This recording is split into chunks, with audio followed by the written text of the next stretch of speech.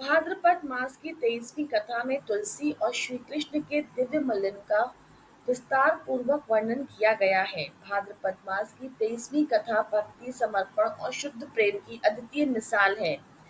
यह कथा देवी तुलसी और भगवान श्री कृष्ण के पवित्र विवाह की है, जो धार्मिक रूप से तुलसी विवाह के नाम से विख्यात है।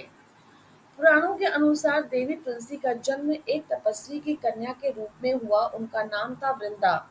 भगवान विष्णु की परम भक्त थी। उनका विवाह राक्षस कुल के पराक्रमी राजा ज्वालंधर से हुआ था, जो भगवान शिव से वरदान प्राप्त किया था कि जब तक उसे की पत्नी उसे धोखा नहीं देगी, तब तक उसे कोई मार न सकेगा।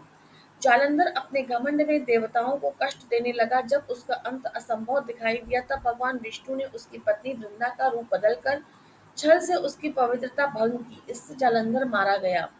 जब वृंदा को यह छल पता चला, तो उन्होंने श्री विष्णु को श्राप दे दिया, जैसे आपने मेरे पति का रूप लेके मेरा अपमान किया है, वैसे ही आप पत्थर के बन जाएंगे। इस शाप से भगवान विष्णु शालिग्राम के रूप में परिवर्तित हो गए। वृंदा ने स्वयं को अग्नि में समर्पित कर दिया। उसकी भस्म से तुलसी पौधा उत्पन्न हुआ, जो आज भी विष्णु प्रिय मानी जाती है। भाद्रपद मास में तुलसी जी ने भगवान श्री कृष्ण से विवाह की इच्छा व्यक्त की थी। तब भगवान श्री कृष्ण ने शालिग्राम रूप में तुलसी जी के साथ विवाह किया था, जिसे आज भी तुलसी विवाह के रूप में दिवाली के बाद मनाया जाता है।